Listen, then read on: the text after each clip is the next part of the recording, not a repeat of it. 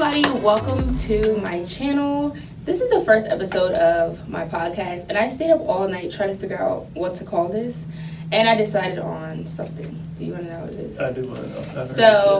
I don't know if you know, I used to have a jewelry business named 1613 Ice. 1613 is like my old address when I was like growing up in the hood. You know how people do. Okay. So I'm going to call this channel 1613 University because my mom, every time she learns something on YouTube, she's like, yeah, I learned on YouTube University.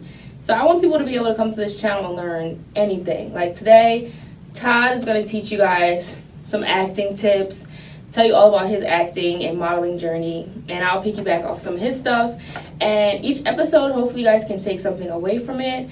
But I'm just excited to have you here as the first guest because I've been wanting to like pick your brain for years now. I think I've been following you since like 2019. Maybe 2020, that's when I moved to Atlanta. Really? Yeah. When did I move here? I think COVID has my timeline jacked up because It's been a long time. I was trying to remember how we actually connected. I know. We talked on Instagram I feel like so much. I followed you off of Ralph's page. Oh, could be, yeah. Yeah. So if you want to introduce yourself to the viewers and let them know who you are a little bit before I start asking my questions, then Great. the floor is yours. My name's Toddy Holmes. I'm 33 years old. Wow. It's a whole decade different. And I'm an actor in Atlanta. I'm a husband, I'm a father, and I started my acting journey about 2 years ago. And I just started with background and getting in wherever I could.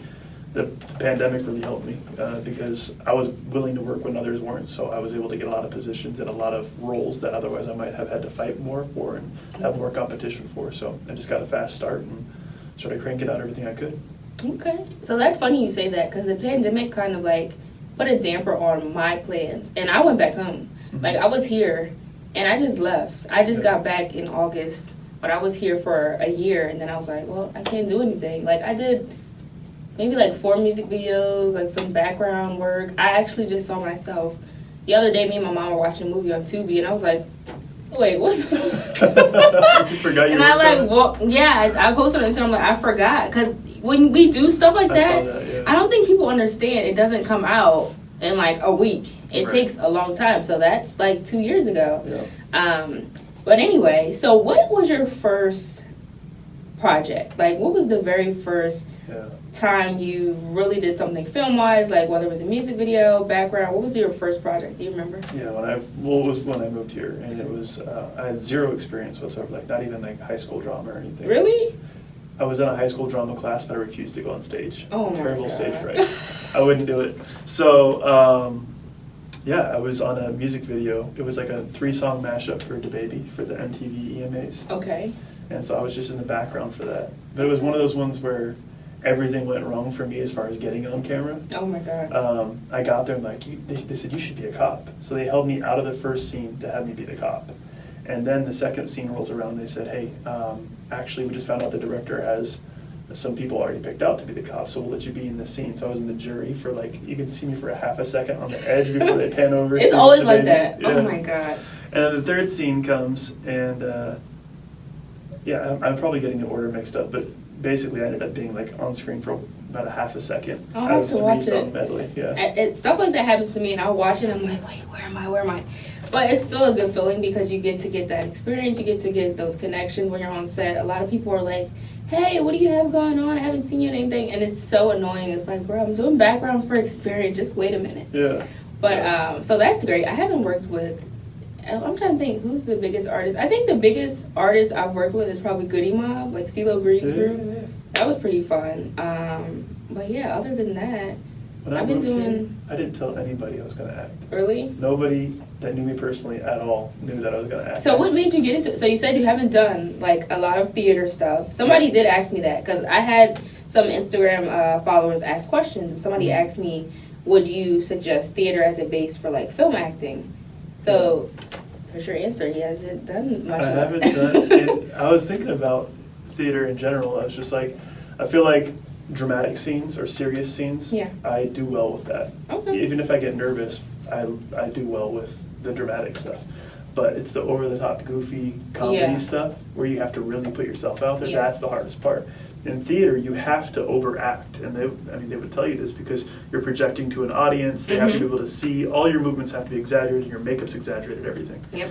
And so I feel like that would help you overcome that to where it's just part of the day. It's just normal. So then when you get into film and the need to be really over the top, you've done that before. Okay.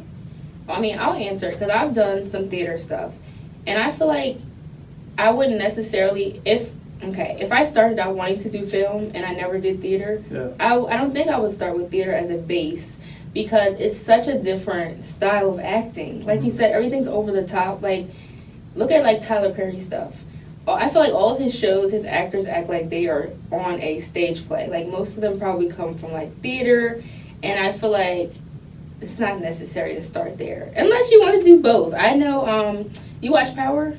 I haven't watched Power. So on Raising Kanan, they have different like power branches now. Okay. Raising Kanan, there's a character named Raquel. Mhm. Her real name is Bettina Miller, and she is like this superstar Broadway actress. But to see her on screen is just, I don't know how she does it. But it's freaking awesome. I'm trying not to cuss here because YouTube is going to be very sensitive today. Monetization. And we want this to be like, Acceptable for everybody. Yeah. So going back to some questions that I had, and I mixed them up with like some questions that people asked me on Instagram. What made you get into acting? Like, what's your why for why you're doing this? I've always been really creative and expressive, but I've always been advised kind of to take the practical route and get into business and get into things that I can make money with today and that don't take so much risk. I've done that for years, and I keep trying to go back to creative things. And I was thinking about, why acting? And I feel like it's a medium that allows me to take on any character, any role, and just run with it. Because music is very vulnerable. If you have people's expectations on your life or a certain way you were raised or something like that, and you don't feel like you can expose yourself fully when it comes to music, then you're not going to be inspired to write.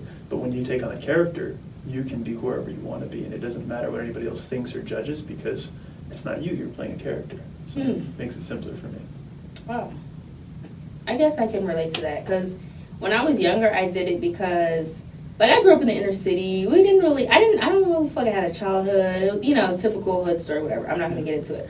But I always felt like if I did the stage play, I could have fun. I could be somebody else. I could, like, dress up.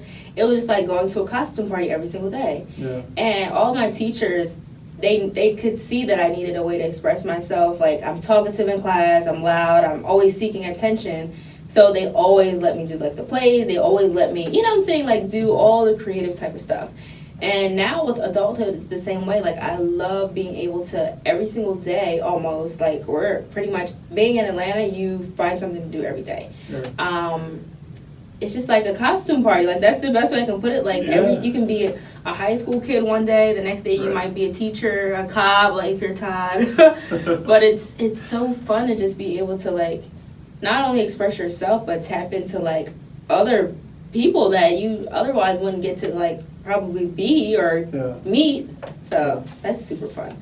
I wanted to start with interior design. When I was in high school, I wanted to be an interior designer. Okay. But there's a lot of investment that goes into that before you start finding out if you can make it in that field. Right. And for me, acting was like, even if I do it as a hobby outside of work, it's a low barrier to entry. I can just mess around with it and see where I can go. Yep. And the more I get on set, the more confirmation it is for me, like, this is not a part-time thing. This is the direction of the future for me. Yeah. If you guys are wondering why I'm holding this paper, this is a very, very long list of Todd's experience. And when I got it, he watered it down and acted like it was nothing. Like, oh, that's just, some stuff from my reel. And I'm like, bruh, my acting experience is just written in my notes so I can make sure I'm getting paid. Like, and there's, like, dollar signs next to it, and that's how I keep track of it. This is, like, super put together, and I'm looking at it here just to make sure I'm, like, gonna talk about everything that he's done. I see Netflix on here. I see BET.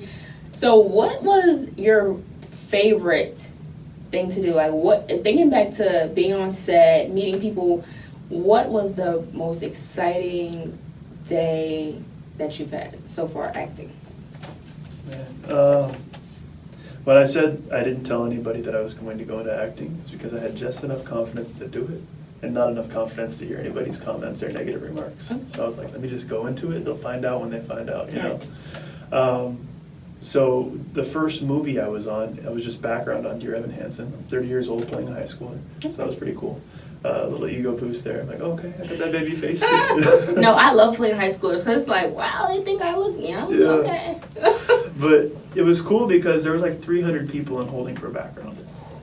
And so everybody kind of clicks up into their little groups of who they get along with. And isn't that so weird? Like, you make best friends for like 12 hours and you probably, all right, see you again next time. Like 3 of them, 2 years later, I still keep in touch with them all Yeah. the time. Yeah, Oshanae and Isaiah and Jalen, we talk, you know, whatever. Well, if you're watching, hello. Yeah, but it was cool because it was like the most supportive environment I've ever been in. Everybody there is doing some kind of creative pursuit, and nobody's like, you don't feel like you're being criticized when you try to do something or put yourself out there. Right. And I asked somebody, I was walking around with a group of like 5 people on my 5th day on set.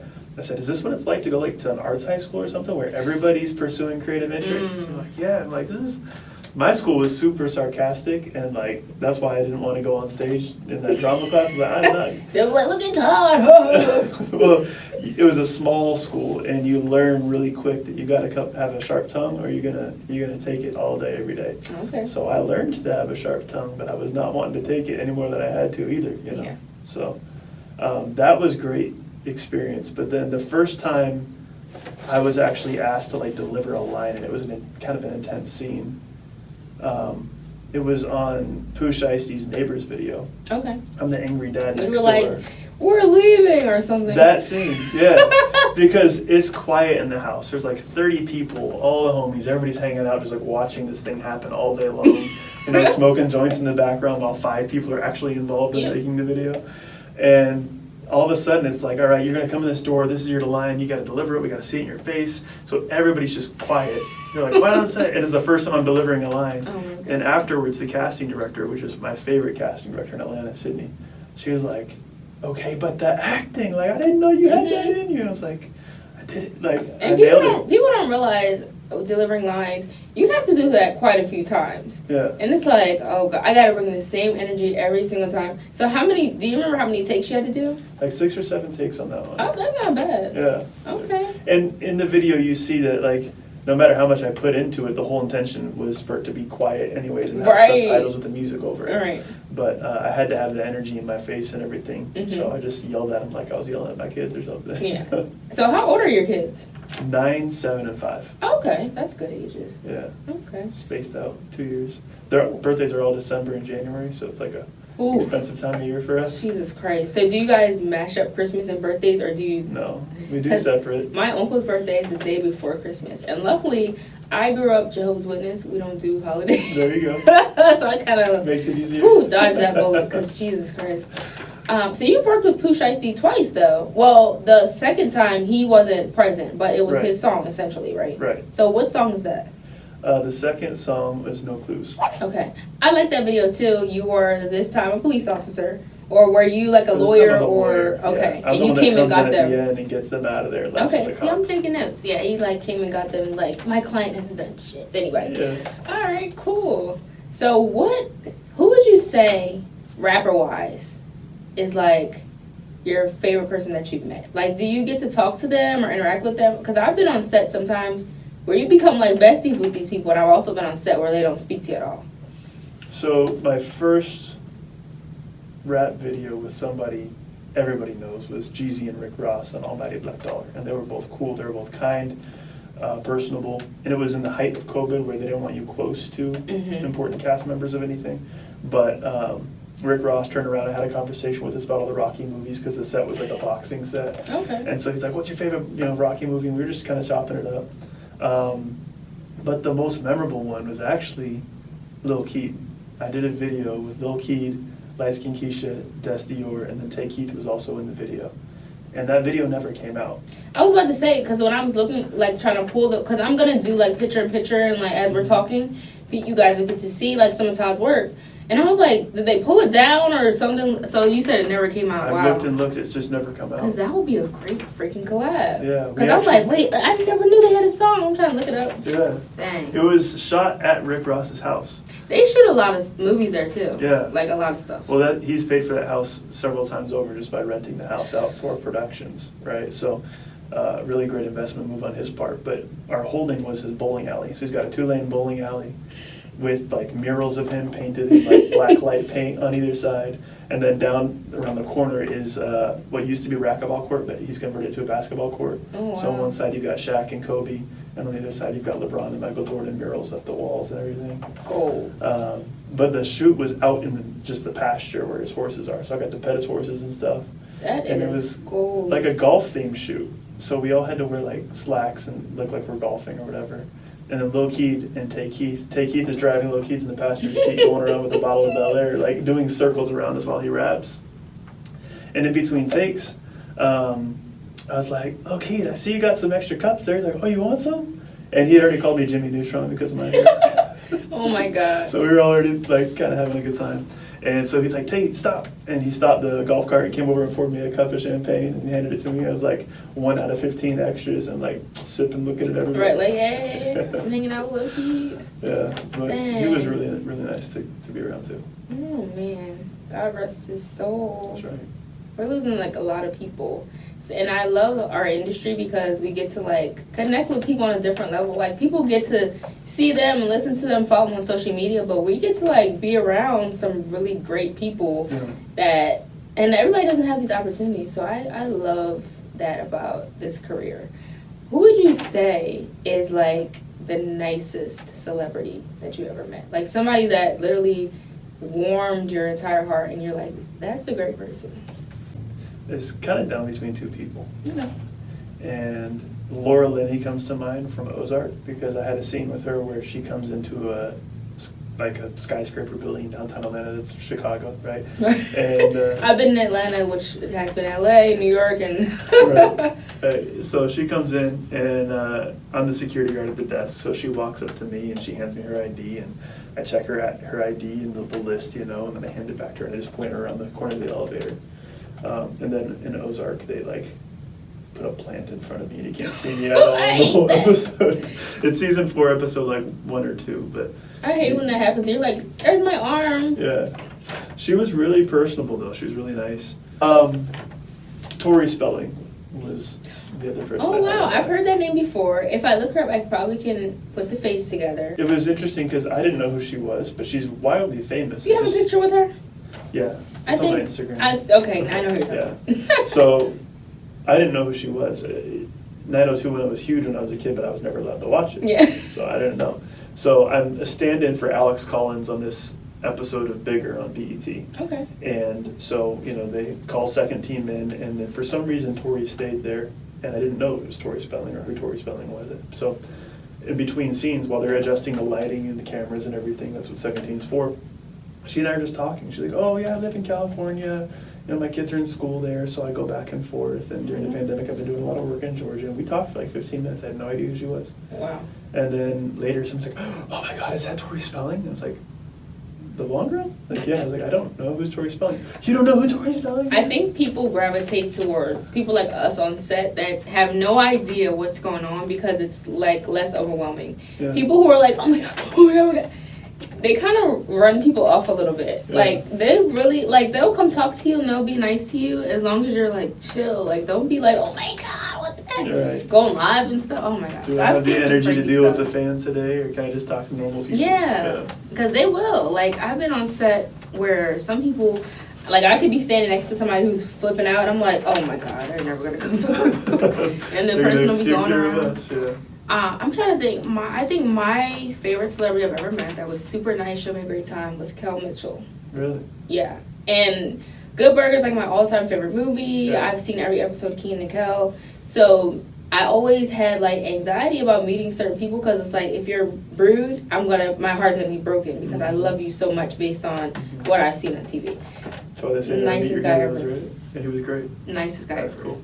And he follows me like on Instagram and stuff. Like, Very. he sent me a copy. He has a children's book that came out. Like, he's just a great freaking guy. So shout out to Kel and Tori Spelling. You know who else was really good? Who? It was Delicious. Is she from Flavor of Love? I think so. Yeah. it was one of those things where like a lot of sets you get to, there's like the girls that are hired to be like the higher dollar models that are super pretty or whatever, and they're really standoffish and like used to guys trying to talk to them or whatever. Yeah. They think everybody's out to get them. Like, right. I'm just starting a conversation. Exactly. Just casual conversation. They're just like, putting their nose up. She was not that way at all. Yeah. Like, I get to set for this Kaleidoscope commercial I was doing. And it was like a Family Feud type setup. Yeah, I've seen it. And she was all glitzed up in this nice dress or whatever she was wearing, I don't remember. But she was just the most personable, down-to-earth person, and she would not stop just like complimenting everybody around her on what they were doing well. Kind of like the type of person who's not going to tell you about what you're doing wrong. They're going to bring you up with what you do well.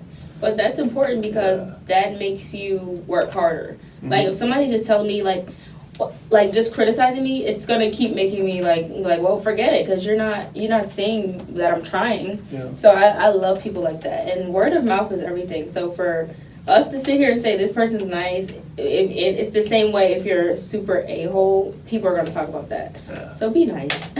True. That's awesome. So from when you got to Atlanta, how long did it take you to get your first role? Like when did everything start kind of picking up for you? 28 days. Okay.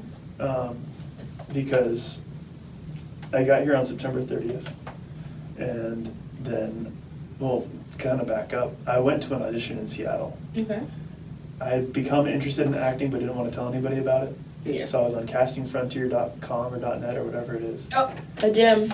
And I've actually never used that since, to be honest. But I was on there, and I would put out pictures, and I would, without submitting to things, I'd have people pick me by picture and ask me to audition, and I wouldn't do it.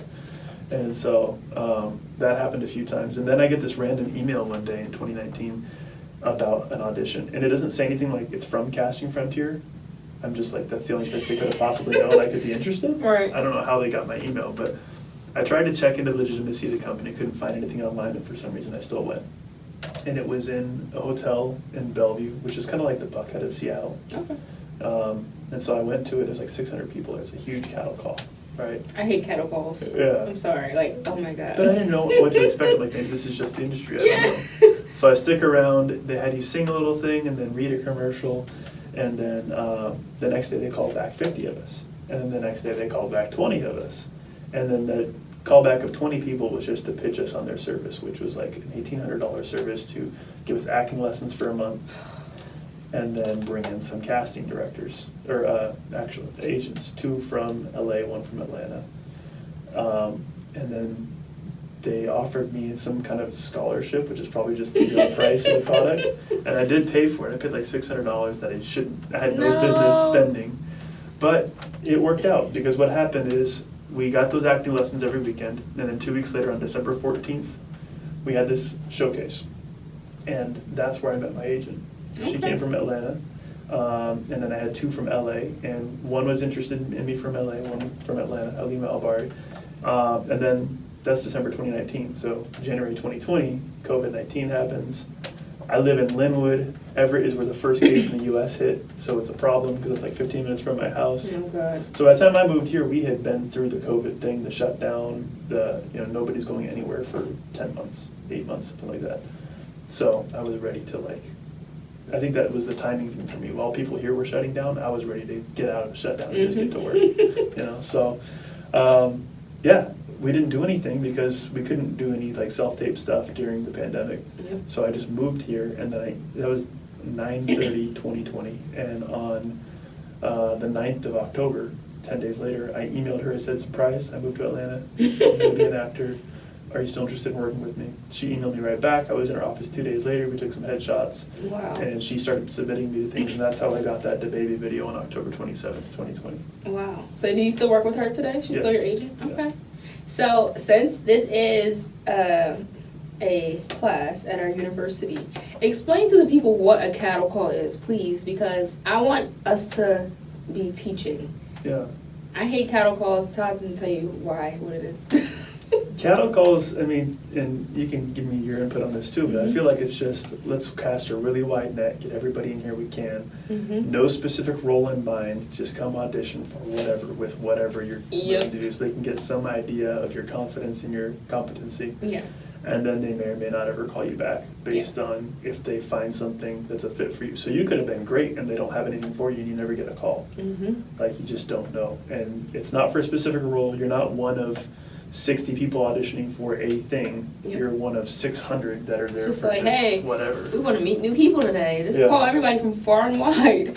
But there's no deadline on it because they're just adding to their database. Exactly. So like, we just want to meet talented people from everywhere. And they also do it, Jesus, with when they do cast. Like, they'll cast people. I did a church scene for a project that's not come out yet. It's going to be on Netflix. It's called A Man in Full. Regina King is one of the directors. I actually got to meet her. Nice. But the first time I worked on that set, it was a cattle call. And there was hundreds of us doing, like, church congregation stuff. And I was literally there for so long. I think this was the worst, like, set experience I've ever had because there were so many people.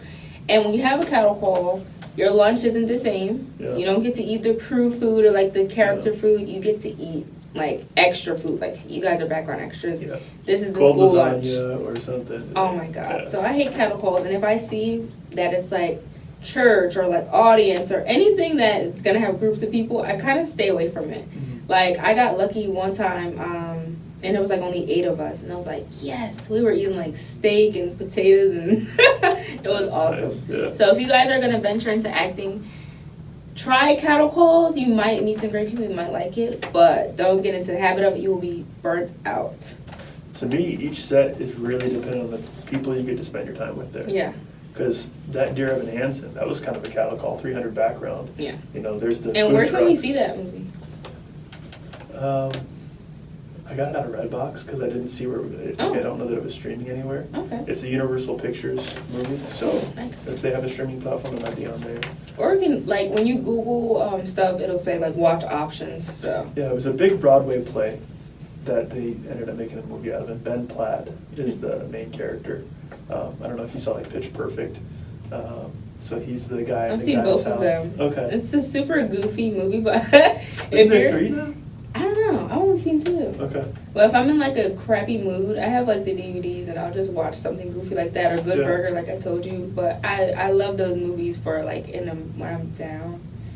Yeah, so Like a Ben pick-me-up. Platt plays the nerdy kind of roommate of the main male actor. And yeah, so I'll have to watch that. yeah.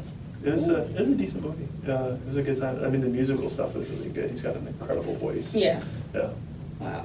All right. But yeah, that was great because even though it was a cattle call and the food was cold and the nice food is over there for the important people, we're over here and we're in tents in November with heaters trying to keep it warm enough for us. Like the work conditions. Those big industrial heaters that look like a fire. It wasn't comfortable, but the people made it like one of the coolest sets I've ever been on. I love that. I love making new friends for 12 hours. And people bring cards, people, like, you'll just play stupid games, follow me on Instagram, and you talk about stuff. And the time goes by super quick, like Todd said, if it's the right people. Yeah. So what is, like, the worst experience you've had? Not even, it doesn't have to be someone you met, it doesn't have to be, it could be anything. Like, is anything bizarre or, like, just super uncomfortable happened to you? Nothing too bizarre. It was just, there was this casting for stand-in for the main actor of a movie. Okay. And it was down in Columbus, so it was like a 2.5-hour drive from my house. I worked for Hilton at the time, and I was on call throughout the pandemic, so I retained my benefits without ever going to work. Like I moved across the country and continued using my benefits from my hotel in Seattle. Oh, wow. So I got a room every night for like $35 a night. So I went ahead and did it. And I'm like, this is a small independent movie with a low budget. It's not great money, but it's been a great experience. Jeff Bridges was Bo Bridges, his brother, was the main actor of the film. So I might get to have some FaceTime with him. I didn't because he's elderly and he had like 3 masks at all times. Aww. And they brought his like lawn chair everywhere I went. He just lay out. But he was super kind whenever I did run into him. So yeah, I took the gig and I thought it's a small independent film, so it's going to be this artsy community of people that just want to make a good movie and have a good time and be creative. It was toxic. Like the people on that set, there's a few days we had background and they got treated like royalty, but me and the other stand-in, there's just 2 of us that were stand-ins. it was just like, you are the dirt beneath our feet. When we need you, you better be here. You better not be in your holding area that we designated for you to be in holding. You better be right here, right now, or we're yelling at you. And it was pretty rough all the way. The director was cool, William Wages, and then the second AD down, everybody that worked for him, it was just. So what is an AD?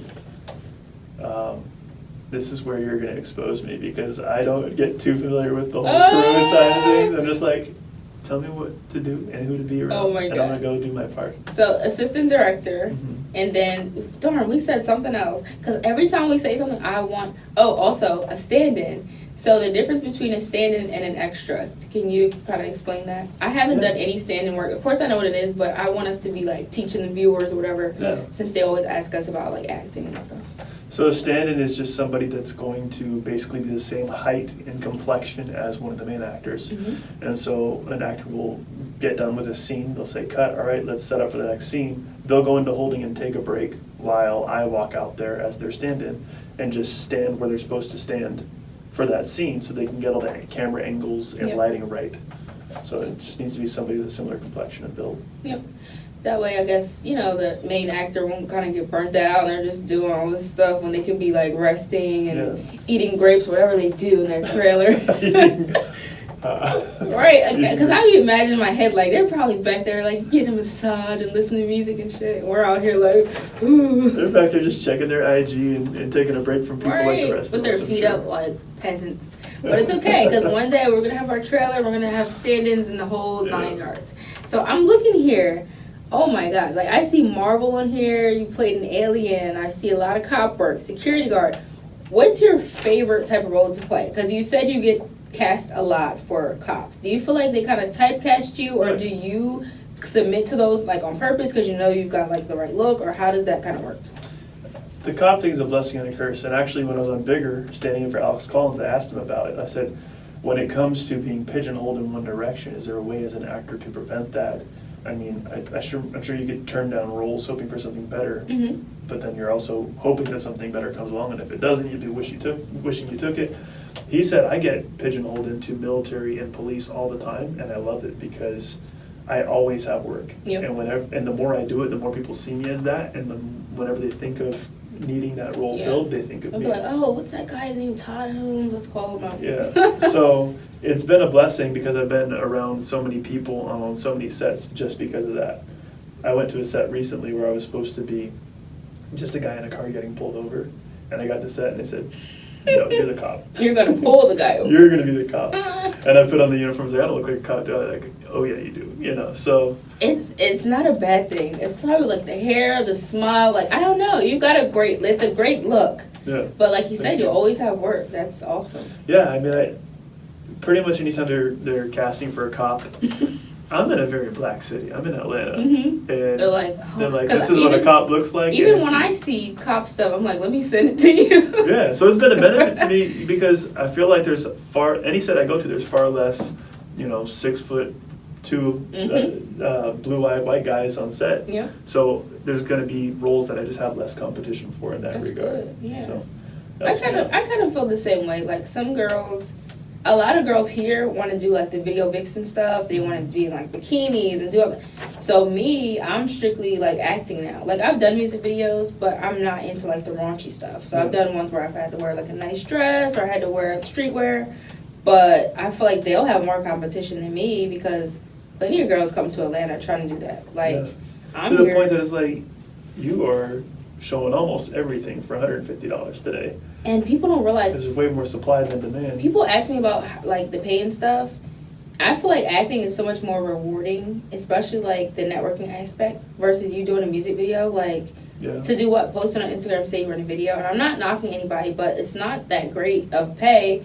And there's no real advancement. Like, where do you go besides the next best music video and the best artist? Acting, I could meet somebody, be in the right place at the right time, and my whole life could change. You know what I'm saying? So the music video thing, I kind of came down here wanting to do that, but it's just like you said, $150 to show everything I've got. No. Well, music videos are a lot more difficult for women to navigate than men because the casting is for a beautiful model. And it's like, okay, am I going to be wearing a nightgown? Am I going to be wearing a full evening dress? They won't say it on Am I going to be wearing lingerie? Like, they don't say that until they pick you. And then they just say, we need 5 models tonight at this time for a major artist. It's like, I don't have to deal with that. Like, what am I going to be doing? I pretty much know I'm wearing clothes. Right. So I like music videos because the experience. I mean, I've had opportunities to get around directors that also want to do short films and then use me for that. And I've just had the opportunity to be on set and deliver lines in front of a crowd and get that kind of worked through my system so that when I have a bigger moment available, I'll be more prepared for it. Right. Yeah. So I actually, most of my experience is theater and or background. I have one like speaking role on my reel that I put out whenever I want to do stuff, and I just got another speaking role where I'm going to be like kind of a main character in this project that's coming. So I'm super excited because awesome.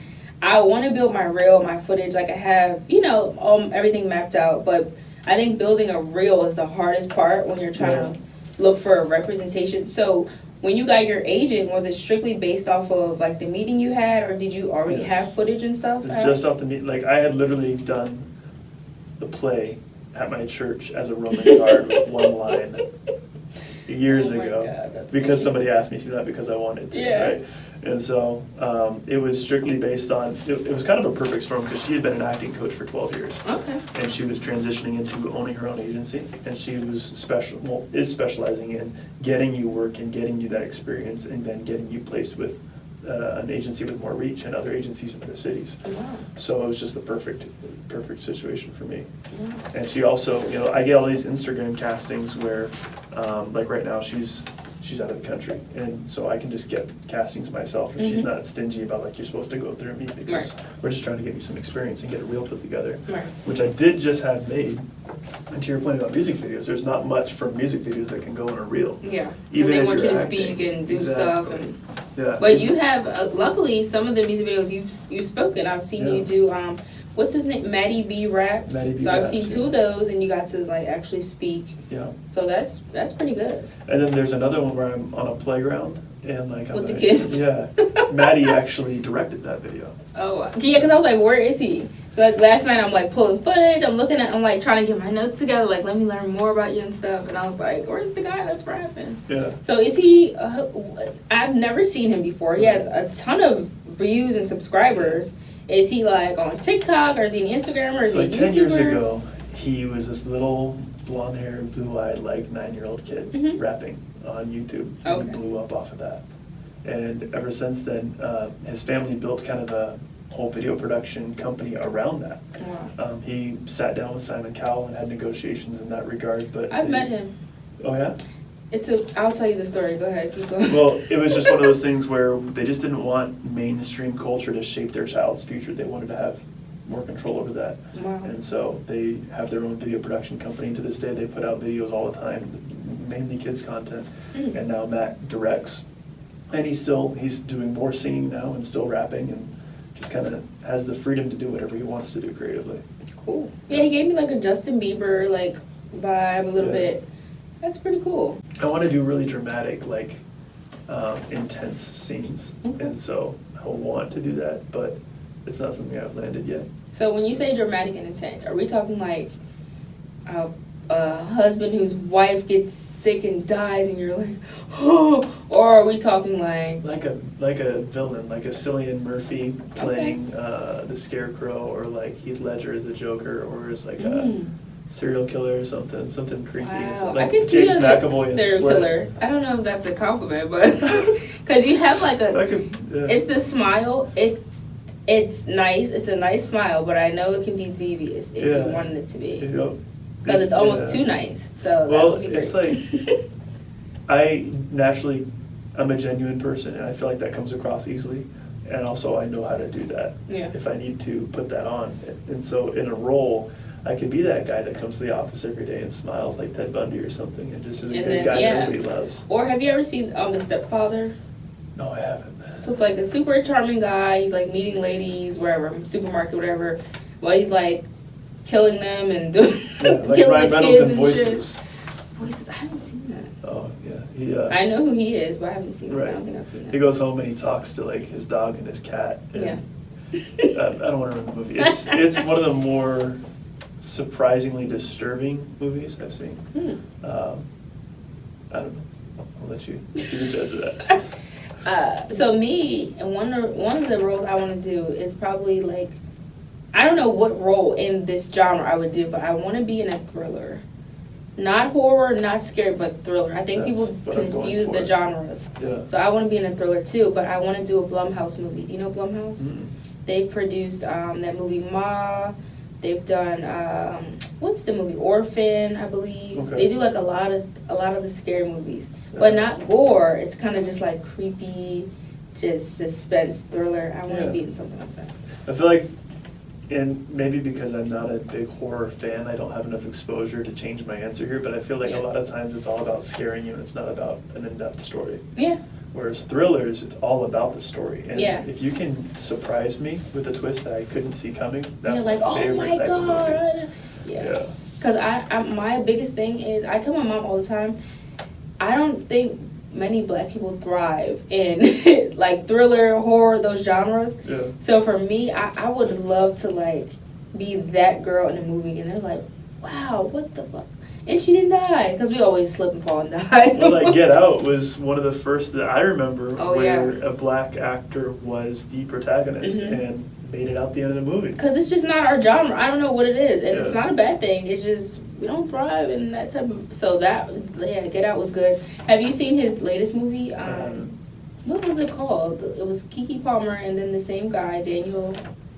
I don't know how to pronounce it. Kaluuya, I think. And they were like brother and sister, and there was this like spaceship trying to kidnap them. I didn't like it. I did like Get Out, and I did like the second one they did, Us. Yeah. I like that movie. So I think he does a great job at capturing like black people in that genre, because it doesn't work sometimes. Well, I mean, that's kind of what representation is, right? It's not just putting more people of color into roles that they've always filled. It's Mhm. getting a more diverse group of people of color Yeah. with different cultures that aren't represented and putting them in roles that they haven't been in. Just Yeah, cool to and see. he does a great job at that. The last film didn't really like it, but the first two were amazing, and I'm sure he's got some other stuff coming out as well.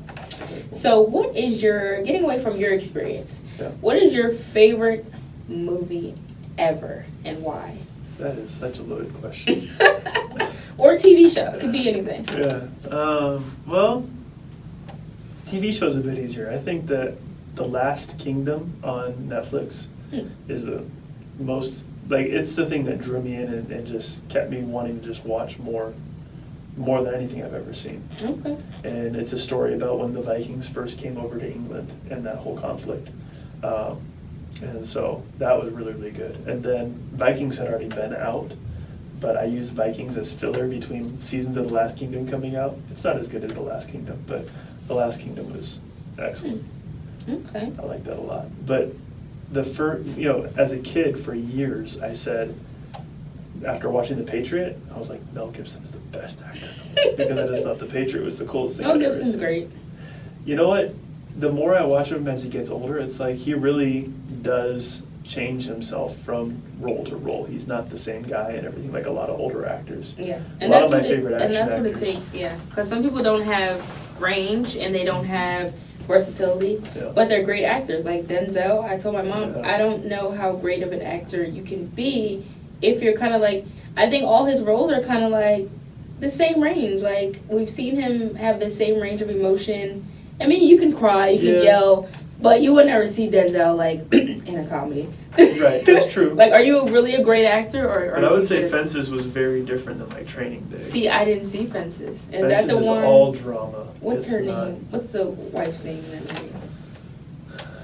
You know, we know her face. We know her face. Yeah. And so Viola it was Davis. a long Wasn't drawn. Viola Davis I think so. in that movie? Yeah. Okay. Yeah, I haven't seen that movie. It was a long drawn out movie, but it was a different role to see him in, and it was kind of like, I don't know, like Clint Eastwood in his older years started directing things, and sometimes it's like he's telling a great story. You can see all the detail, but man, this is it's 2.5 hours back into 3 hours. Right. Jesus. So it was a long movie, but it was a different type of role for him. But yeah, you don't see him doing comedies. There's scenes where he makes jokes and laughs and different. Yeah. But it's not like, you know.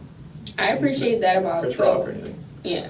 One of my favorites is probably Mark Wahlberg, and he does a great job at being in every type of role. Yeah. Like, he just had a comedy come out where he's like somebody's dad, but he can also be serious. He can do like a freaking action movie, hang from a building. I love that, because if you're one of my favorites and I'm looking for you, I'm not always going to want to watch a drama. I'm going to want to, you know what I'm saying? Yeah. So that's my conflict with Denzel. Or like, I posted the other day about Halle Berry not being a great actress, and I feel like people kind of took it out of context. It's not that I think she sucks. I think she plays it safe. Yeah. And all of her roles are like melodramatic. We talked about this a little bit. Yeah, and I just don't like any of the roles. Yeah. Maybe it's like if she does something different. Queen Latifah, have you seen her? She got a movie with Ludacris on Netflix, and it's a thriller, and it's great. She did a movie called Taxi a long time ago that I really liked. And it's really funny, right? Yeah, it's hilarious. And she can do any role. Like, when I saw the cast, I'm like, Ludacris and Queen Latifah are going to be brother and sister. What is this? And they're, like, running from this, like, drug dealer. He's trying to get his money, and it's like a thriller, and I need to check that it's out. fucking great. And oh my god, there you go. It's great, and I didn't expect that. So people like that makes you a great actress, and I hope to be like that one day.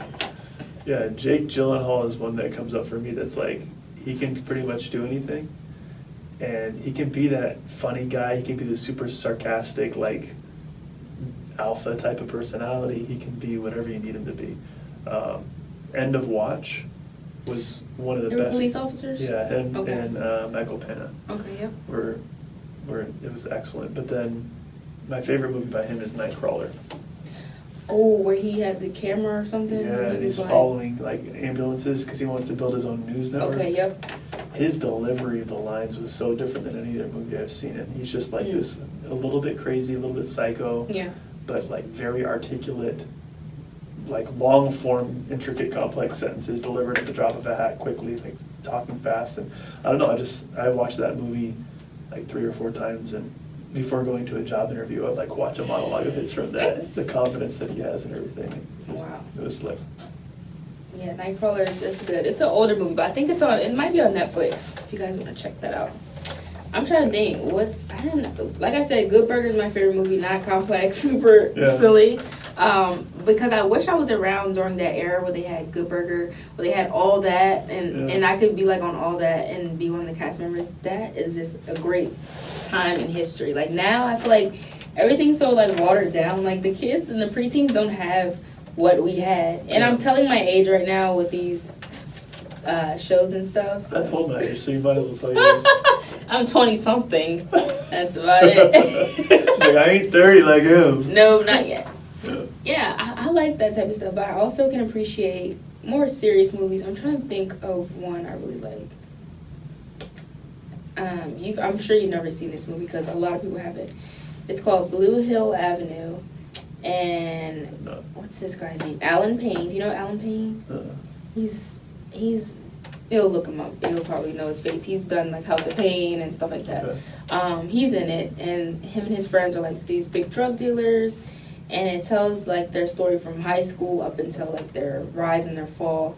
It's an old movie, and it's funny because when I was growing up, my mom wouldn't let me watch like SpongeBob and cartoons because she was like, "Oh, it's gonna like make you stupid and shit." But then we'd watch like drug dealer movies. So I don't know why this is my favorite movie as a kid. Street smarts, I guess, over here. I don't know. Foolishness. I don't know. I wasn't allowed to watch SpongeBob ever either. So.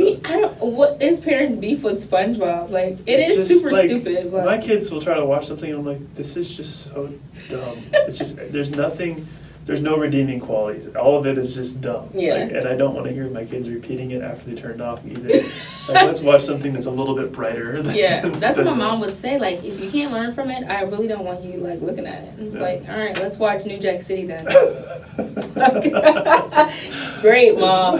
Thanks a lot. But anyway. One of the 2 movies that came to mind when you asked me that question was Italian Job. I hooked from the beginning when the safe dropped, and you think it's on the ground level of that building, and then the camera goes underwater, and they're down underneath the water, cracking the safe. And First of all, all of the transitions and the angles and the scenes in that movie are kind of ahead of its time. Like, that's a movie that can come out today. Yeah. And you guys would have to watch it to know what I mean by that. But Mark Wahlberg is great. He actually has, like, restaurants here or something. And he's got Wahlburger. Yeah. Which is funny because he has a plant-based diet now. He doesn't eat meat anymore, but he still has his burger show. I guess it's a good profit. And they had a show or have a show too. Him and his family, the Wahlburgers. Oh, okay. So that's great. This guy, that's one of the things I always sit down and think, like, when I start getting my money, because people don't understand acting is a job. Mm-hmm. When you are done a season of a show, you have to make other money. You're not making money. So I always think to myself, like, what would I do? Like, where would I invest my money? Yeah. So when you get your first big role and you have all this money rolling in, what are some things that you want to do? Like, businesses you want to open? Do you ever think about that? Yeah. Yeah, I mean... Don't tell them too much. Exactly. I have an idea for a fitness business. Okay. That I thought was an original idea, and then I found out in California they're doing it a little bit, but it hasn't taken off. Okay. It would be trainer focused instead of membership focused. Okay. So trainers would be the only people that have access. But and then a beverage company, water specifically, and a few other things that I've wanted to do. And so it's like acting can be the conduit for that cash to flow into your life to be able to fund the other things that you've dreamt about doing. There's two people in particular that I've thought about for years that I just really, really believe in. And I thought, man, wouldn't it be a blessing if somebody came into your life that said, I already trust you to do the right thing. I've hired a business manager. We've structured the business plan. You're the right person that has the heart for this. Let's put it together and do that. Wow. So there's a couple, and they have no idea that I think this highly of them. But one day that'd be really cool. I've got people like that in my life too. Not to that aspect, but I think about who will be like my security, my makeup, my hair, like all people in my life. Like, I used to work at this lounge. I did bottle service back home. And the two security guards that work there, like, we still keep in touch, like, they're my friends. And I'm always like, I can't wait to call them, like, hey, like, I need you to move out here. Like, we're doing it big now. Come be my, like, bodyguards and shit. Yeah. So that's really cool. I think it's great to always think like that, like with your fitness and your water and stuff. Just keep that in your head because manifestation is real. Yeah. Like, if you're intentional about what you want to do and where you want to go, and you work at it every single day, like, it's gonna happen. Yeah. So, are you currently taking acting classes? And do you recommend them? Maybe. I don't know. I don't know how much business I have answering that question because I just don't have. There's so many people I'm sure that would disagree with my current take for myself. Mine too. But my take is for myself. And so for me, like, my first thought on it was, when I was in college, I did a course on voice. I did a voice course. And growing up, I was always a singer. I did, duets and ensembles and quartets and solos and things. And I was also the type of person that was, anytime I was walking around with nothing to do, I was singing. Until somebody noticed, and then I'd shut up because I didn't like that they were looking at me. But I was always a pretty good singer, and I took this course, and I feel like it just totally messed me up. Like, I did not get better from it. I got worse from it. And it wasn't until I was able to shake that and get out of this what am I doing wrong mindset and just go back to the way I used to sing that I could sing well again. Okay. So I thought I had zero experience. I went to an audition with 600 people. I made it down to the final 20. Then out of that 20, I got picked up by an agent. Like, I'm doing something right, but I don't have enough experience to pinpoint what it is. Right. And I don't want to get in an environment that's going to make me second guess what I'm already doing that's working and go away from it and do something that maybe messes that up. Mm-hmm. And so that was a big cautionary thing for me. My agent had somebody come in a couple times and do lessons in her studio, in her office, and I went to those and it was helpful. I know Ernestine Morrison, she runs Greenlit ATL. I've heard awesome things about her classes every Wednesday night. But I would just really shy. Personally, I wouldn't want to do a huge group class where it's just like, do this thing. Right. It's not tailored to you. And if you feel like you have a natural gift for something, and that's validated by people with experience saying, yes, that's true, mm-hmm. then I'm scared to mess it up by going to somebody else who, might not have the insight or take the time with me to understand where I'm coming from. And so there's these great roundtable discussions that the Hollywood Reporter does with famous actors we've all heard of. Mm-hmm. And I don't even remember what the question was, but I remember his answer. Billy Bob Thornton gave an answer to a question, and he said, I'm known for being that guy that does all these different types of characters and roles. And I swear to God, in every role I do, I just play it as myself. He said, I think that, especially through experience, you have all these different personalities within you where you can tap into what that character is going through and pull off that role. And if you do it as somebody other than yourself, it's going to be not nearly as good as you could have done. And he said, I've never seen an acting coach or a director make a good actor better.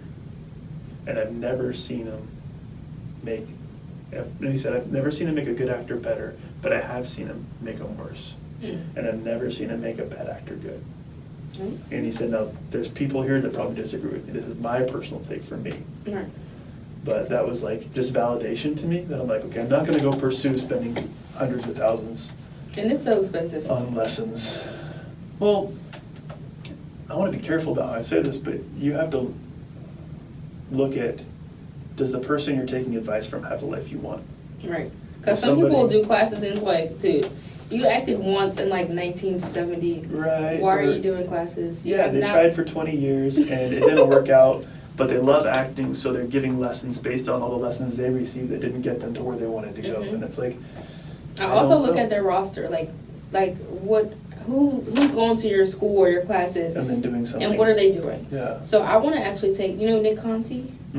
So I've looked at some of the actors that he's worked with and some of the people that, and I'm like, that's impressive. Yeah. Like some classes, like, dude, you've taught this person and they did like one commercial and 20 whatever. No. Yeah. So I my suggestion would be just to do your research and be careful. And also they have like workshops. Like even if you don't want to commit to a class where you pay every month or every week, they have workshops that are just like a day long or 2 days long, and you can learn different techniques and stuff like that. So I think I'll lean more towards that, because when I came out here, my intention was to first do classes, but I'm doing so much work, I don't have time for the classes, which is great. But it's a great experience. And then like you said, when you're in the class, they teach you their kind of, you want to know what method they're teaching, because there's so many different layers to acting. There's no such thing as just like acting classes. Yeah, it's not like teaching a jump shot where this is the form and this is what everybody accepts is what you're supposed to do. There's so many different ways. And I guess to me it's like you need to understand that all acting classes are not created equal. Look at their resume, look at what they've done and what the people they taught have done after their classes. And then also, can you afford to have them pay attention to you? Because this stuff is expensive. And if you can't afford to have that individual attention, even in a group setting of like 10 people or something, a smaller class size, you can get that that one-on-one. But if you can't get that one-on-one, it's just a blanket statement and you try to apply it to yourself, I would have a hard time with that. Because everybody's not created equal. Why would me and Todd take the same, you know what I'm saying, acting classes when we're not going to get the same roles? Like we're never going to be trying out for the same role. So you definitely need that one-on-one. Service where basically you can go on an app and choose somebody to read with you when you're practicing your lines for an audition or for a role. And these are typically people who are currently working actors making money on the side of this app, and they'll give you direct feedback about what you're actually doing right now. So I feel like that would be really valuable, even if it's not some acclaimed acting coach or something. Somebody just working with you one-on-one that's in this field and ahead of you doing more than you. Probably offer some good insight. And then there's different classes. Like you can do a class on how to audition. You can do a class on how to do voiceovers. All types of classes. So whatever works for you. Yeah, truly. But like you said, if you have a gift, and sometimes you can, like I've seen actors, like big actors, because I watched a lot of interviews. I just want to see how people started. And most people will say, I'm self-taught. Like I've never taken classes since I was a kid. So that's awesome. All right, so what would you say are some do's and don'ts while you're on set? Because a lot of people don't have like set etiquette, and I see it all the time. It's just like, well, what are you doing? But I'll let you tell them your suggestions. So like the basics, you don't try to go up and get the attention of the people that you're acting with, the people who are paid to be the talent, not background. I mean, to me, I feel like it's an opportunity, so when you're in holding for hours, you're not just sitting there and holding. There's all kinds of people around you that you should be networking with and meeting. the amount of gigs I've gotten just because I met somebody in a holding tent and we exchanged Instagrams and they said, I've got this thing coming up. Yep. And that student film got me some lines in my reel, and that reel got me something else, you know. Smaller sets you can kind of tail behind sometimes and just respectfully from a distance see how video is working, how sound is doing their thing, and pick things up on each set.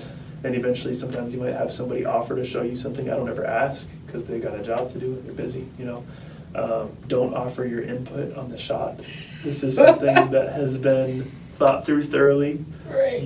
The chances of you seeing something they didn't already consider, no matter how nicely you bring it up, are slim. I've done that before. It's like, they look at you like, girl. Yeah. I did it once, and the guy was kind enough to say, you know, that's a really good idea. It's very creative, and we thought of that, but here's the reason we can't do it. And he explained to me why we couldn't. I was like, oh, that's cool. I'm never going to do that again. Because what is it about that moment that made me think I know as much as like this they're going to be person, like, wow. or I saw something they didn't see. You know? Right. So, That's so funny. and even if you did see something, I mean, what are they going to do? Go to the director and say, hey, this background person had a great idea. I wonder why. It's not happening. Right. So, yeah. Keep your opinions to yourself. Come to set with a mindset of I'm here to learn, not teach or gain ideas, not share them so much, because everybody's time is super valuable on set. I feel like background is a thing where it's really easy to say, all right, we need them at 9, so let's make call time 6:30 a.m. just to make sure it's out of the way. They do that because there's 1,000 things that can go wrong in a day. Yeah. And if that one thing is taken off their plate, good. You know, it's like, it's taken care of. I hate it. I don't want to sit in a tent for 2.5 hours. You'll get lots of fruit snacks. Yeah.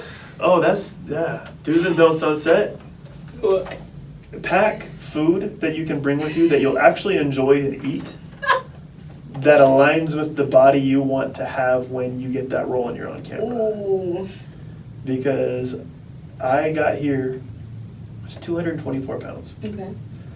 Over 2 years of eating the same stuff at home that I always have. It's not like we switched to being Southerners and started frying everything. Right. We eat the same way we've always eaten. Fried pickles and stuff. 2 years later, I'm 241.6. Oh my God. And like starting in acting, so the budget is not there to just buy a new wardrobe, nor do I want to go buy bigger clothes. I'm just walking around looking like an overstacked like sack of dough or something.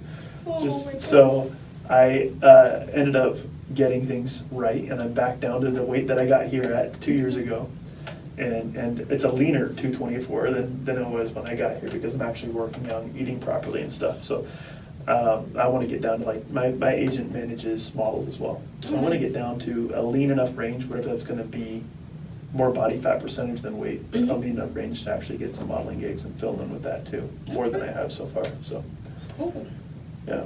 Yeah, I agree, because crafty is usually made up of like cookies and chips and all types. Oh my God. And if you're sitting there for hours, I've never been on set shorter than maybe 6 hours. 6 hours is the shortest time I've been on set. And that was because there was only 8 extras and I had to just drive down the street like 10 times and then that was it. But you're there 12, 13, 14 hours eating snacks the entire time. Yeah. Then they feed you dinners, which is like spaghetti and bread and all types of stuff. So just be mindful of indulging. Yeah, and there's things like, I never wanted to get too comfortable doing background, because I didn't want it to be like, this is my lifestyle, this is what I'm used to now. People do. You see the 60-something-year-old ladies that know that I've got my lawn chair, I've got my umbrella that attaches to my lawn chair, I've got my lunch bag, and that's fine because they're retired and they're doing something that's fun to get them out the house and make some cash. Yeah. But I was like, I'm in a different phase of my life. I'm doing this to gain the set experience to, you know, get a little bit bigger and bigger and bigger. But some things I did pick up was like, pack a bag with, like, if my macros today are such and such and a turkey sandwich fits that, pack the turkey sandwich. Otherwise, you're going to eat fruit snacks and say, well, they're Welch's fruit snacks. They're not that bad. Oh, this is just chips. They're made out of corn. I mean, it's okay. Oh, God, yeah, it gets bad. It gets real bad real quick. Yeah, but like you said, it's funny, I can always tell who's really trying to act and who's just like, I just wanted to try it. And I'll meet people and I will talk about our, you know, our goals and stuff. And they'll be like, oh, my aunt signed me up. I don't know. It's like, dude, you don't even know the opportunity right now. Like, what? Your freaking aunt signed you up. The Jeezy Rick Ross video, I sat next to this girl, she's like, oh, I'm just doing this for weed money. People say the craziest stuff, and it's like. And she's like, I don't work. Like, my dad pays for it. He pays for my apartment. Like, do DoorDash. Like, why are you here? I need a little weed money. And she's like, it's how long? I'm like, we're supposed to be here for 6 hours. She's like, oh. Yeah, if it takes more than 3 hours, I'm out. And sure enough, she just left mid-set. And I don't think people know, sometimes you're not going to get paid if you just up and leave. You have to check out. And this is like a business where you fill out a tax form and they pay you on payroll. Right. People will be like, oh my God, like, I'm so tired. That's another thing, set etiquette. Don't complain and be rude and be entitled. You are not the main character. Nobody cares. No. Don't show up. They tell you to plan out to 8 to 12 hours. They'll hire you for 8 and they'll say, well, you're going to be here overtime. We'll pay you for that. If it's not something you want to do and you're not passionate about it, just don't waste your time. Mm-hmm. That's my main thing. Like, you can make extra money doing Uber or something. Yeah. I did 2 nights on a movie. They were overnight, so they gave us a $75 bump. Okay. And then they used a fog machine the whole time, so very graciously they gave us a bump for that. For a fog machine bump. It was a $25 bump. I was like, nobody's paid me for fog before. This is cool. And then They give you all types of bumps. That's so funny. Well, it was a Jamie Foxx movie, which should be in the conversation for a super talented actor because of all the things he can do. Yes, now that's a guy with range. Yes, big time. But they, because of the subject matter of the movie, they needed big white guys. You had to be white. You needed to be 6'1" or bigger, and they wanted wide, big. So I'm like, okay, I'm 6'2", almost 6'2". I'm like, at the time, like 235. So I submit for it, I get it. And they gave us a higher rate just because they were trying to find these people. Right, to fit this description. And then they kept us for 14 hours, and like $700 over 14 hours because of all the overtime and the bumps and everything. Gee, that stuff adds up. Like, so you're not doing yourself any favors taking off early. No. When I got moved up to stand-in from background on bigger, the background made more money than me because they were getting paid like, it was tiny. It was like $75 over 8. But they stayed for 12 hours, and I was paid like $115 over 8. So they ended up making more money in the 12. Or I was $115 over 12, and they were 75 over 8. So they got into overtime 4 hours before me. Okay. So I like overtime. I'll be looking like, okay, it's 9 hours. Yeah. I think the most money I've made doing background was Snoop Dogg's doing a movie here, Underdogs. I don't know if you've seen that. No. So they gave you a bump for travel because it was far. It was like maybe like 45 minutes outside of Atlanta. They gave you a bump for that. A gas bump. The rate for the 8 hours was already good. And then we stayed overtime, maybe like 5 hours overtime. So I'm like, hey, this is great for me. And then they bumped something else. I don't know what it was. And then they added on something because the wardrobe didn't tell us that we were filming a timepiece. Oh. Everybody came modern day hair and makeup ready. We were supposed to be in 1993. That's a different They had to change all of us, fix all of it, do everything. So they bumped that, whatever that was called. So it was a lot of stuff going on. So that was probably the most, and they had the best food. So shout out to Snoop Dogg. Keep producing. That's cool. That's what's up. Should we explain what bump is? Oh, yeah, if you want. So this is your interview. I'll let you tell them everything. A bump is just, and it took me a minute to figure it out, but it's just when there's a certain circumstance that they have to pay you more for, or if you're not union, that they choose to be kind and pay you more for. So. Oh, you gotta tell them what union is. Okay. Well, I'm not even union yet, so. Me either. A bump is basically like, okay, we're going to shoot overnight. That means you got to sleep during the day to be prepared and be on top of it so that we can shoot overnight. So because we're doing that and it's inconvenient, we're going to pay you $75 or $50 or whatever for doing an overnight shoot. Not unlike a warehouse job that pays $11 an hour during the day and $14 an hour for the overnight shoot, right? So whatever circumstance, like in your case, they had to change your hair and makeup without your permission, without any notice. Just like you're here, if you're going to stay in the scene, we have to change it. So they paid you for the inconvenience of that. Outfit, everything. I was so mad. The lady was like, and the lady told me she was in my makeup, and she could see I was upset about the makeup because they had to redo everything. And she stopped and she looked at me and she was like, if you're gonna act, you are not gonna be yourself. It's like there's never a time where you're gonna be yourself unless you're doing like a documentary about you. Yeah. She was like, you have to be okay with this. And I was like, you know what, you are right. It's not about me right now. It's about they're trying to get this story out. So. I'm sure your frustration was more over like, how are you wardrobe and you don't tell people what right, to because dress she was like, let me see your email. Like, what did they tell you? And it literally said, come hair, makeup ready, nothing. Because you know sometimes they'll tell you, they'll even send you like pictures of ideas of what to wear, this and that. They just said, come, we were like at a football game. I'm like, okay. I just had like a sweatsuit. They were like sweatsuits, crop tops, whatever. You know how they do. Okay.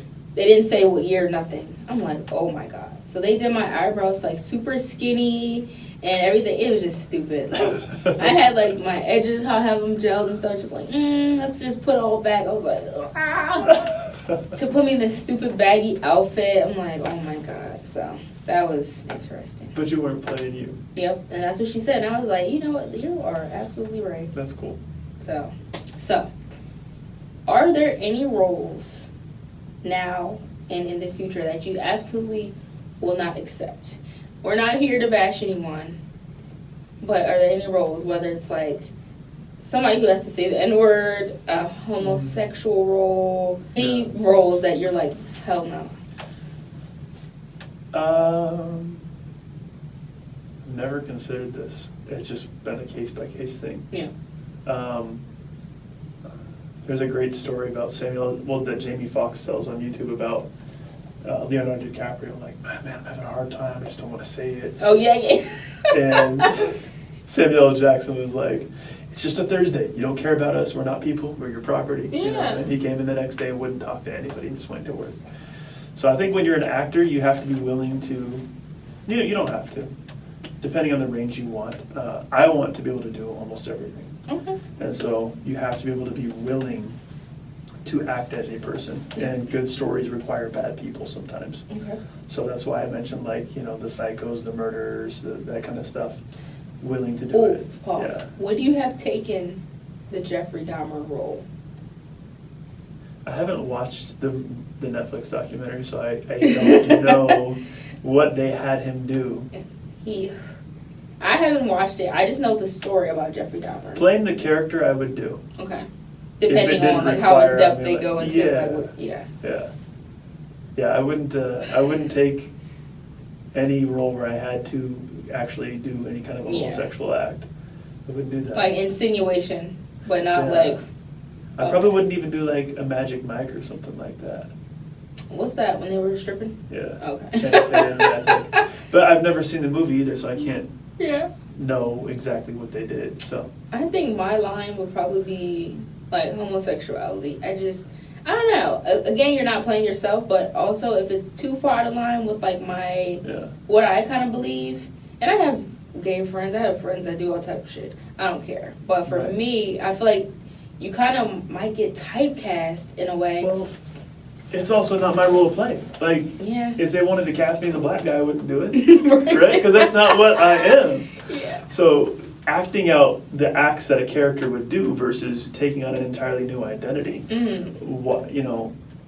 I can't, on one hand, be a friend of people that are trying to make their way forward in life, and then also take the very slim amount of roles that could actually be for them. Wow. Okay, that makes sense. Yeah, because people. So there's a thin line. But I'm also not kissing a guy, so there's that too. Right. And it's crazy because I feel like a lot of people, it's just the money. Yeah. And you have to have a clear-cut idea of what you will not do. Mm-hmm. And regardless of what they put on that paper, you have to say, no, like, there's something else going to be for me, and it's going to come. So for me, that's one. And then I think that might be it. I think that might be it. Because there's just such a thin line between acting and just falling too far to line. Like, I could be a freaky. I can act like a singer or a teacher or someone's daughter or something. But I just, there's just certain stuff. I'm like, no, it's not for me. Yeah. Well, and like Chris Hemsworth in one of the Thor movies, I think the second one, the scene read, that Thor's in whatever room with his shirt off. And he was like, well, why is my shirt off? He's like, I'm not going to just have my shirt off to be like the eye candy to get more girls to watch the movie. Yeah. There needs to be a reasonable and they do that circumstance that would have me having my shirt so off. Unnecessary sometimes. It's like, right? So like there's roles where it's like a woman plays a prostitute or a stripper or something, and it's like, are we doing that to have a raunchy film, or are we doing that to build an like, actual story and we're doing it yeah. artistically and tastefully? Yeah. Okay, that makes sense. Because that probably would, that might sway my vote on like certain stuff. Because if I'm a stripper, but I'm like doing a biopic for somebody and they was a stripper, then fine. But if you just trying to make me like be a stripper and just like be sexy, Right. then probably call someone else. We're just making spring breakers again, and we just Right. want girls in the background, or Yeah. are we actually doing So something? that makes sense because it's an art, and we're essentially like serious people that want to act, want to tell a story. Yeah. So if it's gonna tell the story, then there's certain stuff. But if it's just like you're trying to exploit someone, no. All right. So thinking back to before you got to Atlanta, Mhm. and even when you first got here, if you weren't acting or you never even thought about acting, what's something that you would be doing today? My day job is still sales. I still work a full-time job outside of all this. Okay. And so, I mean, sales is the general thing that I do, but I consult companies on how to scale their company using AI technology to replace low-level, monotonous work that you outsource overseas or something with something in-house that's much more cost-effective and effective. So that's what I do now. So that's the practical answer, is that I would be doing that. But I've been in sales for so long, and I decided, having a wife and 3 kids, like, you've got financial responsibility. You can't just transition to whatever just because you feel like it. Yeah. You have to make a certain amount of money. So in 2018, back in Seattle, I actually applied to, funny, the cop roles. I applied to be in law enforcement. And I went through the entire interview process with Snohomish County Sheriff's Department up there. Okay. I passed the written test, the physical test, the panel interview, the lieutenant's interview, the polygraph test, and then they do a psych eval, and I did not pass the psych eval. They're like, this guy's nuts. No, they say you can't fail our psych eval. It's just a pass or you didn't pass, because Oh. it's also centered on what we're looking for right now. Mm. So you just might not be the right type of personality traits for the roles we're looking to fill in this moment, but you could be in 6 months. Wow. So it's like I did all that over 3 months to just, and they don't tell you why you didn't pass because they don't want you to change your answers next time based Right. on their feedback. So for me, it was just like, police work is something that it's easy to be really critical of, but it's also really easy to appreciate them when you need them. Yeah, I'm not one of those people who's like, I'm not NWA the police. Because granted, if something happens, like, I'm going to call the cops. I Right. don't care. Like, I'm not going to call my cousin Day down the street. And, I've got plenty of buddies from my childhood that went into police work, and they'll be the first one to say, yeah, that was an idiotic move that guy on camera did, as a cop. But Yeah. that's going to get, the whatever small percentage of people that do these bad things are going to get all of the coverage, right? Yep. And so something that I was taught through several different mediums in my life was that whenever there's a problem, if you're not willing to be a part of the solution, you shouldn't be complaining about it. Mm. And so it's just like, that's a type of work I could see myself doing. You're not going to get bored. You're doing something different every day. Every day, yep. Dealing with all kinds of people. I was a bouncer already, which is wildly different than a cop, but also similar interactions where I had enough experience to know that I could de-escalate things well. So have you thought about doing that here? Because Atlanta's like Bouncing. a club I at did for every a while. corner. I did for a while as soon as we moved here. And cost of living is lower down here. Yeah. So instead of getting paid 20, I was getting paid 15 an hour. Mm. And the difference culturally was that up there, all night long, the bottle girls are trying to get to a table through a crowd, and you're escorting them with a flashlight and getting people out of the way. And if somebody says something bad to her, you just grab that guy and yank him out. Yeah. They're very quick to yank you out in Seattle. Here, they're like, as long as he's not causing too big of problems, just let him stay. Because they want that money. And those girls don't tip you here. Like, at the one club I worked at, you never got tipped out from the bottle girls you've been helping out all night. And it's like, okay, I'm making $5 an Yeah. hour less, and nobody's helping me out. We didn't tip ours out only because they didn't really have to help us get through the crowd. Like, they'd be standing there, but they didn't really help us do much. No. Or they'd be like at the exits and stuff, but And so at the end of the night, you're watching these girls count their stacks of hundreds. money. And it's like, I I miss kept it you so safe bad. all night for you to not do anything for Right, me? can I get like Let 20 me not bucks work or here something? anymore. Right. Jesus. Exactly. I used to tip out the bartender, the boys who would like bust the tables for us, and like the bar back if we had one that night, and that was it. But not the guys keeping the fights from breaking out, huh?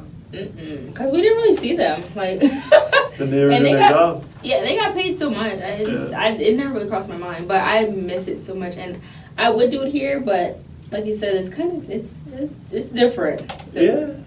Yeah. And it doesn't matter what part of town you're in. You No. know? You could be in the nicest place in the nicest part of town. There's still a shooting blowing out your windows out front. So Yep. Or somebody's gonna break in your car, do something, steal your freaking rims. Like, Atlanta is crazy. Yeah. And I consider every part of Georgia Atlanta. Really? Yep. I could be in Conyers, and I'm like, yeah, Atlanta.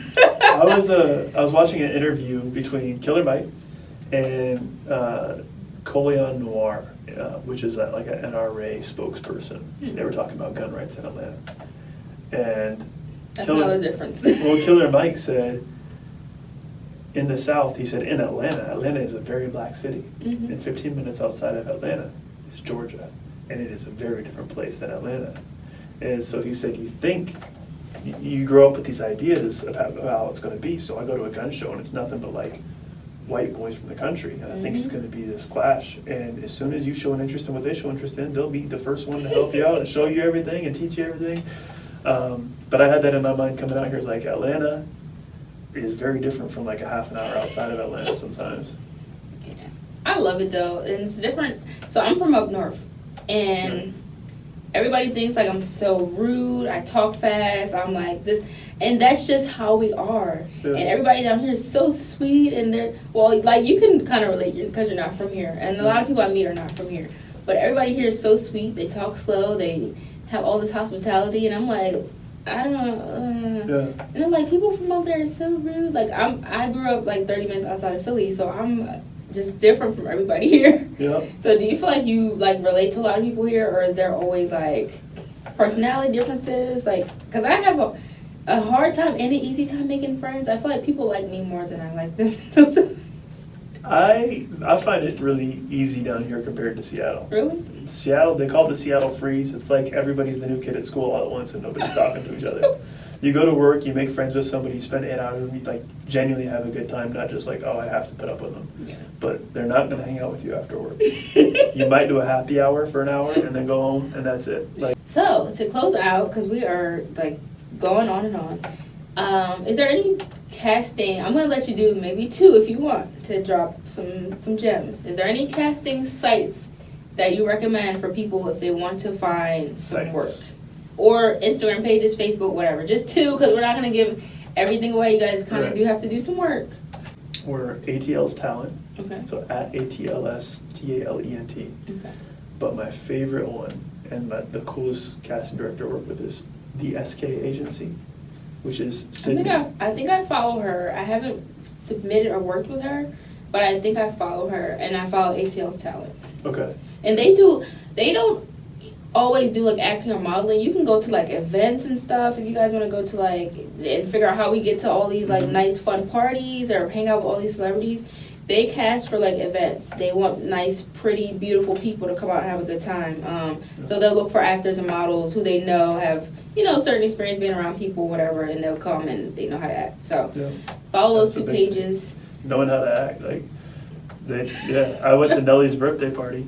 I was supposed to go to that. Yeah, it was a lot of fun, but it's not just how you look, it's also like these people are on set, so they know how to be professional. Yep. So they want and one thing about actors, we get invited to all these events. Like I went to Wall Now, I got invited to the BET Awards. We get those opportunities because we're also vaccinated, most of us. Mm-hmm. And I find that it's easier to do that than try to sell tickets or get random people because we already got everything together. So we got outfits, everything. So. Yeah. Well, yeah, I mean, the girls are winning in that regard too, because you can get a casting for $300 to just pull up at a party and wear the matching outfits and hang out with Tyga for 10 hours. No, for real. So. And one thing I learned about Atlanta, everything's fake. And this is not a bad thing. And I'm not saying this is a bad thing. I've been in sections or people's houses where they've paid us to come hang out and just make it look like it's lit. Not only that, rappers who, when the cameras turn off, cannot look a girl in the eye. Awkward. Like, they have you're paid to be there to look pretty, like he's partying with you in the hot tub. Yep. And he's lit for the camera, but as soon as the camera turns off, he doesn't know how to talk to you. Doesn't have no and game, that's why we're no fake confidence. Friends. Every big bag of money you see is fake. It's prop money. Every car is rented. Like, it's like Even the people are rented. It's so crazy. It's good for us because, hey, we're making money. We can make money doing anything in Atlanta. And you could be home like, darn, I need some extra money. I gotta pay my bill. Go on Instagram. And they'll be like, hey, we need girls tonight at 8:30 to come hang out with somebody from a reality show and go to the studio with them. Yeah. Like, it's crazy. And they'll feed you. ATL's talent gets the huge name artists like Yeah.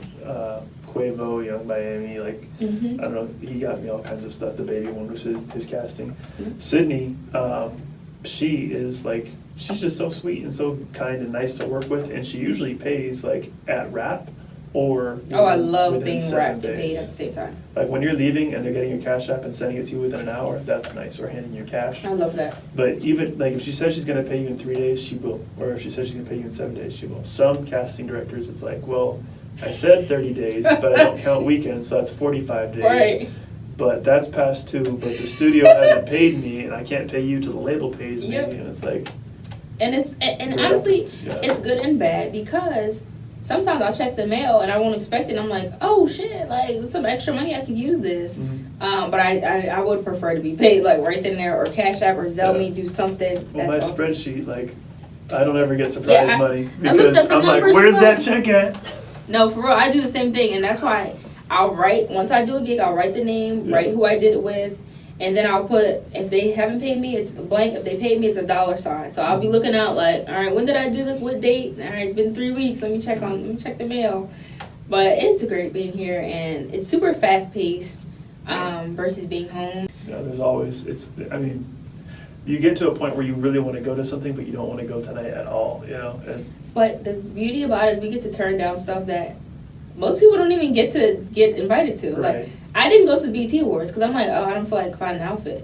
And my mom's like, you should go. This is great. And I'm like, this is the BT Award. I'm in Atlanta. Like, tomorrow I'm going to be invited to something else. So, that's and you can't sometimes even get good photo ops. You got to wear a mask. You got to do. So it's just like, is it really worth it? I'll go next year.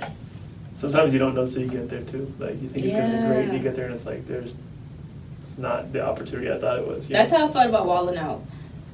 They hyped it up. We sat in the VIP section. And I didn't know some people stand up the whole time. I did not freaking, there's not that many seats. People are standing in front of the stage. So I'm like, I'm not standing up. Like, you guys invited me here. So the girl was like, she's like, let me make sure nobody's sitting. So we sat in the VIP, me and the friend I went with. They hyped it up, but I don't want to, like, make it seem like I'm bashing people. The guys on stage, like the characters and stuff, they have no names, recognizing names.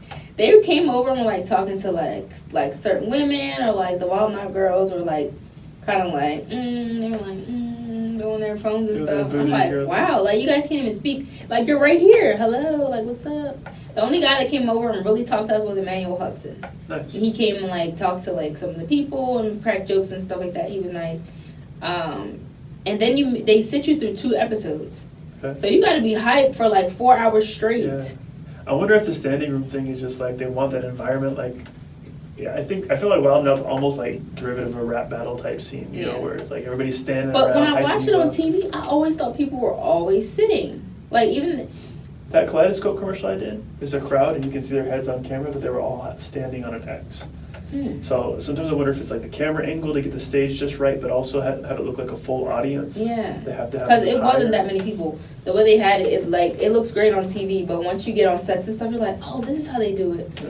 So, I don't know. It was a great experience, but it just wasn't what I expected. And we had a mask on the whole time. So once it hit, like, our episode hit the shade room because Kirk Franklin was there, you could see me, but I'm like, I With a got a mask mask on. on. You can You see didn't me see my so face. clear. And I'm like, people who know me would know because they kept sending it to me. But if you don't know, you don't know. I'm like, this sucks. We're fully vaccinated, boosted, and you tested us twice for us to wear masks. Like, I don't get it. But anyway, do you have anything else to lend to the viewers? Do you have anything else you want to say? Man, I feel like we went we over- covered a lot. Yeah. The only thing we didn't mention much was doing commercial work. Oh, you want to talk about that? I just think that it's a great opportunity to make money between gigs, because like you said, it's a job, and when you finish a show or whatever, Yeah. you got to find the next work. And commercials, something where you can go make $1,400 in a day doing a thing once you have the resume to back that up, Right. and then go back to, okay, well, this little student film is really cool, but it pays $110 a day. Or pays in food. They'd be like, Or it pays in food and And IMDb credit, Bro, I right? already Food I got don't credit. want to eat and IMDb credit, right? So it can allow you to have the opportunities to do the things to build the career you want just by going and getting that, whatever. I haven't landed any commercials. I don't know if it's because I don't know how or I haven't been intentional about doing it, but I definitely would do it, and I think it's something I should definitely look into. It's not what anybody dreams about, but to me, like, some people act like it's a hassle to do, and I'm like, I'd be excited to go do a State Farm commercial or whatever. But that's because people like us genuinely love film, and we Yeah. want to tap into all of it. Like, some people honestly want to meet celebrities, and they want to just say they're doing something. Yeah. Like, I can't stand talking to people like that. It's like, bro, we're not just hanging out and taking pictures with celebrities for hours. We are working. Or there's the girls that like post on their story about how poppin' it is in Atlanta because they're from Missouri, and they're telling all their friends how I'm busy every day, I'm really doing this, and being here, that's like, dude, this is everyday life. This is not something that you earn. This is opportunity. Right, a lot it's like, of us, sis, we're all doing it. Yeah. Like, who cares? Yeah. They just want to look on the gram or something. There's sometimes. hundreds of us at the same party you're at right Yeah. now. Yeah. Oh my God. Well, Yeah. thank you so much for coming. Thank you. It was good to finally meet you. I know. I'm super stoked. Like, for my first episode to set the tone, I'm going to probably have to bring, like, Nia along here next. I don't know who I'm going to get to, like, top this. But each episode has to, like, just set that standard. So this is take awesome. it up a notch. Very cool. I'm so excited. So thanks for coming, and I course. hope you enjoyed yourself I talking did. to me. You made it easy. Oh, great. Oh, this is also his first interview, so True. make sure you guys follow Todd. I'm going to post his Instagram, of course, throughout the whole entire video. You'll see at the bottom of the screen. Make sure you like, make sure you subscribe. I'm going to put this video, I think, on a brand new YouTube channel because I have one with subscribers, but I'll just use that for like my personal vlogs and stuff I'll start doing again, and then I'll start a whole brand new channel. So Cool. once I edit and post it, I'll let you know. Sounds awesome. All right. Thank you so much, Thank you. Todd.